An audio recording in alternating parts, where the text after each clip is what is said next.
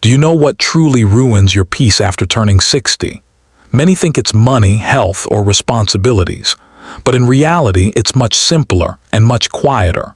It's the small, repetitive habits, thoughts, and behaviors that quietly drain your energy, fill you with worry, and leave you feeling tired and lonely.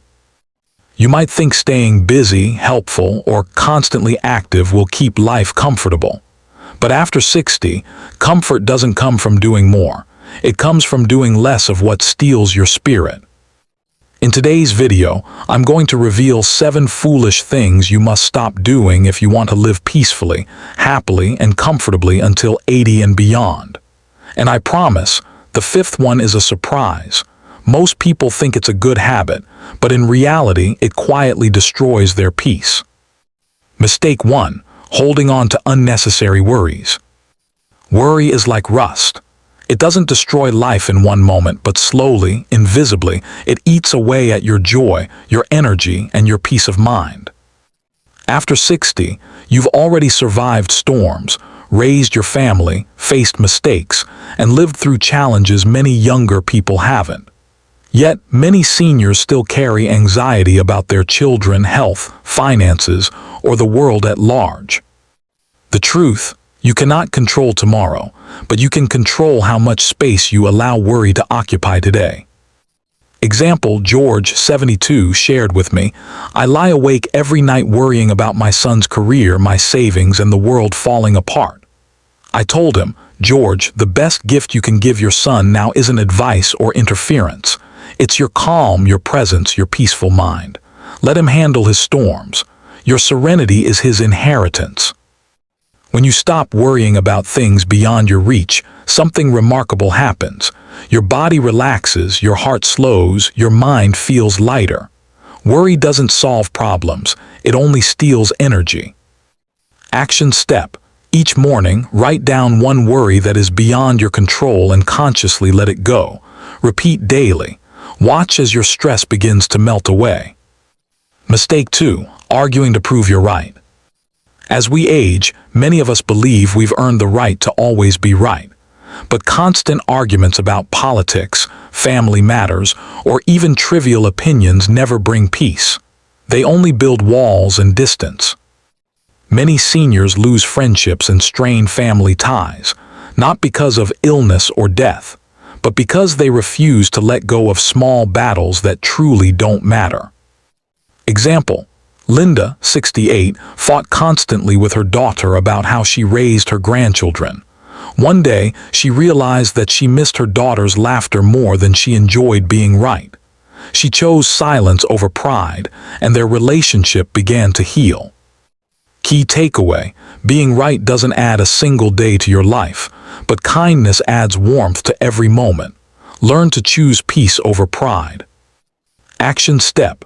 Next time a minor disagreement arises, pause, ask yourself, does being right matter more than preserving love and peace? Let that guide your response. Mistake 3. Living for your children instead of yourself. Many parents spend decades giving everything to their children, time, money, energy, and even their peace of mind. But after 60, that habit can become dangerous. Your children now have their own lives. They don't need you to sacrifice anymore. They need you healthy, happy, and independent. Example, Robert, 70, helped his son buy a house, watched his grandchildren every weekend, and gave everything he had. Yet he rarely heard from his son.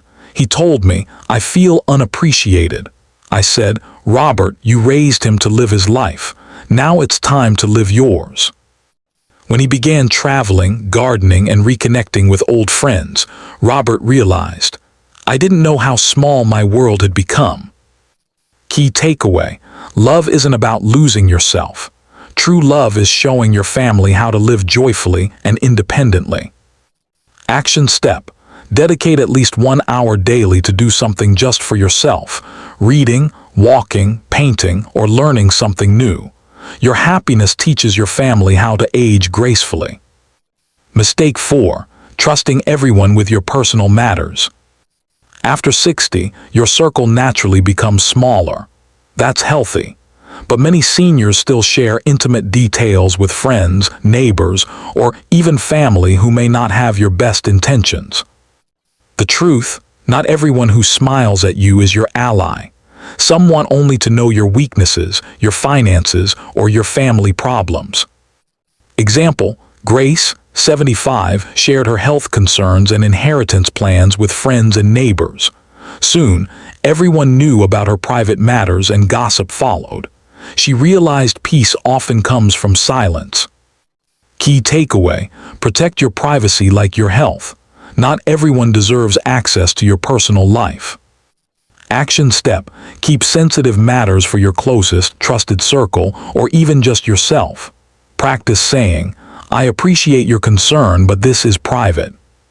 Mistake 5. Helping others at the cost of your own peace. This is one of the most common mistakes seniors make. Helping is noble, but when it drains your energy, it's harmful. After 60, your time and energy are limited and precious. Babysitting grandchildren constantly, lending money, or solving others' problems at the cost of your peace is self-destructive. Example, Henry, 74, always helped neighbors fix things, but when he fell ill, no one checked on him. He realized he had been used, not appreciated. Key takeaway: helping should bring joy, not exhaustion. Saying no is not selfish, it's protection of your health, mind, and dignity. Action step: before saying yes, ask yourself, will this help me and others or just me? Only help when it aligns with your energy and joy. Mistake 6. Comparing your life to others. Comparison is a thief of happiness. After 60, many seniors look around and think, she travels more, he's healthier, their kids visit more often. But comparison blinds you to your own blessings and achievements. Everyone's journey is different. Example, Helen, 78, envied her sister who seemed happier and wealthier. One day her sister said, "I envy your peace." Helen realized comparison often reveals what others admire in you. Key takeaway: focus on gratitude, not envy. Your life is rich, unique, and filled with victories others can't understand. Action step: write down 3 things you're grateful for every morning. Reflect on how far you've come instead of what others have. Mistake 7. Ignoring your own happiness. Many seniors live as if pleasure and joy are only for the young. They follow routines, meet expectations, and forget that happiness is essential, not optional. Example, Frank, 80, gave up painting because his hands shook. I asked, "Does the shaking stop you from feeling joy while painting?" He smiled. "No, it just makes the colors blur together." He discovered his new style and his spirit revived. Key takeaway: life between 60 and 80 isn't a waiting room for death, it's a celebration of survival. Pursue what makes your spirit come alive. Action step: revisit hobbies, passions, and joys, even small ones. Morning walks, gardening, reading, or sharing a cup of coffee can restore your energy and peace. Final thoughts, Part 1. Life after 60 is meant to be lived with wisdom, not regret. Each day is a chance to do less of what drains you and more of what nourishes your soul. Let go of worries that aren't yours. Choose silence over unnecessary arguments. Live for yourself, not for others' expectations. Protect your privacy. Help only when it brings joy. Focus on gratitude over comparison. Pursue happiness actively. By removing these foolish habits, you reclaim your peace, energy, and dignity. Age doesn't take away your value, it amplifies it. Do you ever feel lonely after retirement and think, maybe visiting old friends will make me feel better? It's a natural thought. After decades of work, responsibility, and daily routines, retirement brings quiet hours that can feel heavy and empty. Many people believe reconnecting with old friends will fill that emptiness, but here's the surprising truth. Not every visit after retirement brings peace. In fact, some people can drain your energy, weaken your confidence, and make you feel lonelier than before. Your time and emotional energy have become 2 of your most precious assets. You no longer have coworkers, deadlines, or busy schedules to distract you. The silence can feel comforting, or it can make every negative interaction feel amplified. In this video, we're going to explore 6 types of people you should avoid visiting after retirement. These lessons come from years of observing seniors and understanding human behavior. If you apply them, you'll not only protect your mental health but also strengthen your dignity, confidence, and peace in this new chapter of life. Number 1. The chronic complainer. One of the first people you should avoid after retirement is the friend who constantly complains. You know the type. Their conversation always focuses on problems, grievances, politics, or health issues. At first, you might think listening is a kind gesture. After all, friendship is about support. But here, the problem. After the visit, your energy feels depleted, your thoughts heavy, and you begin to carry their worries as if they were your own. Example: Margaret, 70, met her friend Helen every Thursday for coffee. Helen would spend 2 hours complaining about the government, her family, the weather, and even minor aches. Margaret found herself walking home with a cloud of negativity hanging over her day. Eventually, Margaret realized she had a choice: keep meeting Helen and feel worse, or step back and preserve her peace. She chose the latter, and within weeks, she felt lighter, happier, and more in control of her thoughts. Key takeaway: empathy doesn't mean absorbing someone else's misery. Protect your emotional energy. It's not selfish, it's survival. Action step: limit visits with chronic complainers. If you must see them, set boundaries. I enjoy our time, but let's focus on something uplifting today. Number 2. The competitive friend. Another type to avoid is the friend who turns every conversation into a competition. After retirement, people sometimes compete unintentionally, comparing health, wealth, grandchildren's success, or even travel experiences.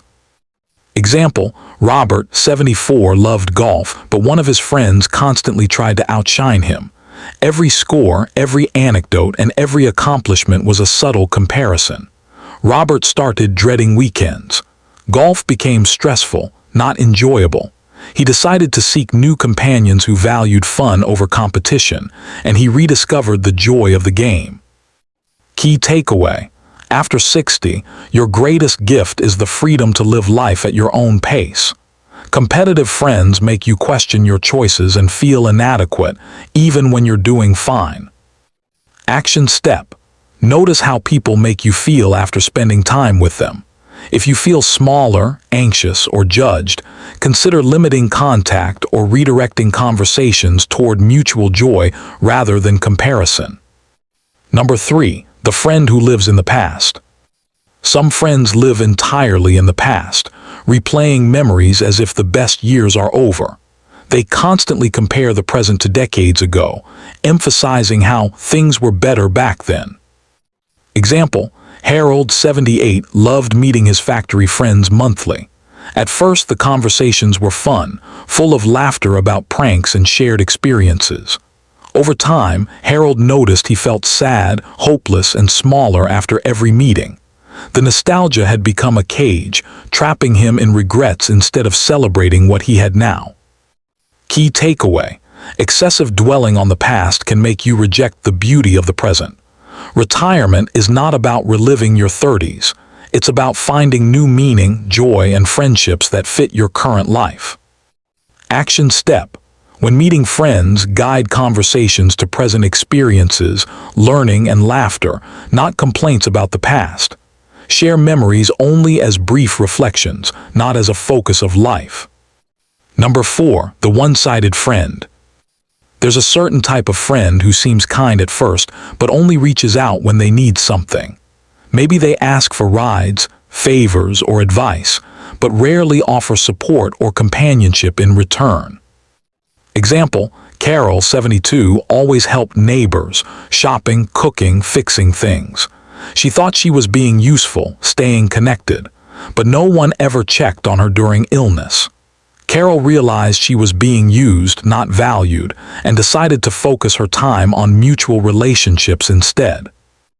Key takeaway: helping should never come at the cost of your confidence, health, or dignity. True friendships are reciprocal. They restore, not deplete. Action step: evaluate your relationships. If someone constantly takes without giving, step back or set firm boundaries. I can't help this week, but I hope you're okay. Your energy is precious, protect it.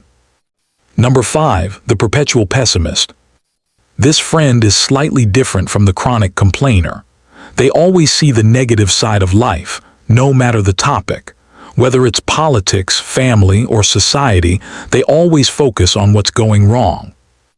Example: Linda, 74, met her old coworker weekly. Initially enjoyable, the visit soon left her feeling gloomy, anxious, and drained. No advice, no encouragement, just endless criticism and negativity.